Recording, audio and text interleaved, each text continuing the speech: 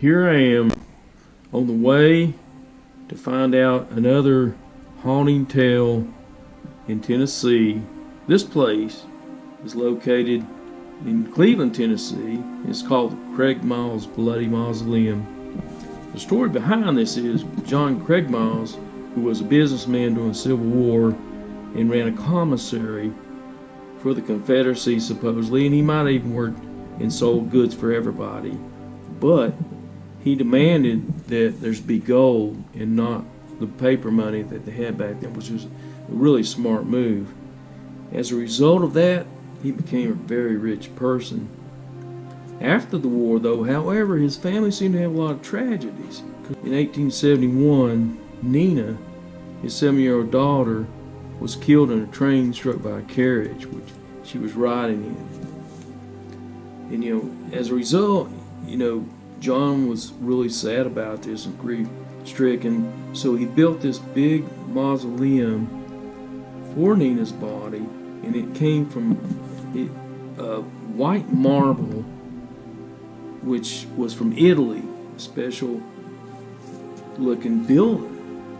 Also, he created the church there, which is now called St. Luke's Episcopal Church. And the reason why it's called that is because the day Nina died, it was St. Luke's Day. So this happened as a community thing and all around. So everybody came together and said, hey, yeah, let's name it that after that day that she died. So that's why the church is named that, St. Luke's Episcopal Church, because of Nina, who died that day. And Craigmiles' family, they paid for all this and had all this built. So really all this church, the mausoleum and everything there would not be there today if it hadn't been the tragic death of Nina. But right after Nina, though, however, was buried in this mausoleum, dark red stains appeared on the white marble of the mausoleum. And they tried to scrub them, and I think they even tried to replace some of the marble stones, but yet it still came back. And it just seemed to be haunted, is what a lot of people would say, that because of the tragedy. However, that wasn't the end of the story. After that, they tried to have another child, an infant son, and he died also, and he was buried in the mausoleum. And it seemed like that the stains got bigger. And next, unbelievably, is that John fell down in ice and broke his arm, and as a result had blood poisoning, and that killed him. And finally, which I'll say this is unbelievable too, because I didn't know, Adelia, his wife, got killed by a car. Well, she obviously lived a few years later, in 1920. I said a T model or something like that. But it just seemed that a lot of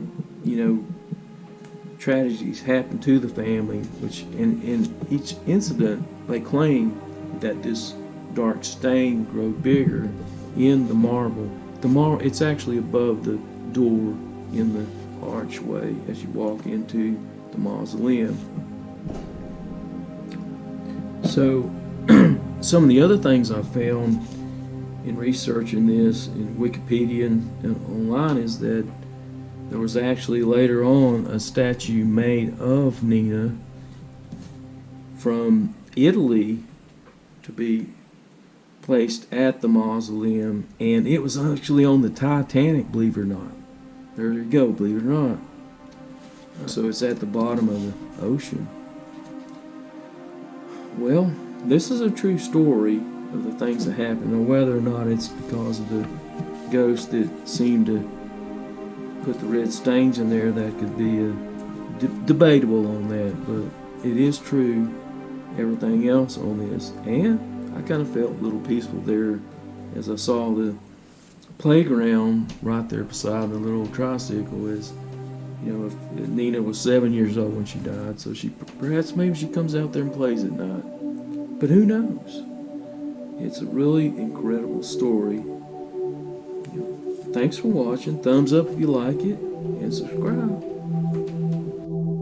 And enjoy the rest of the video.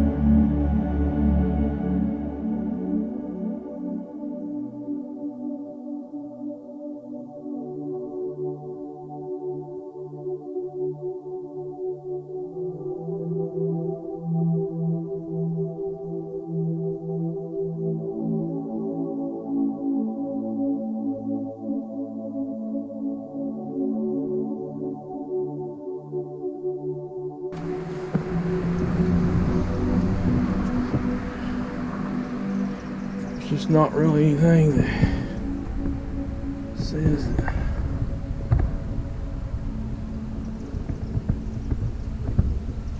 It says up there.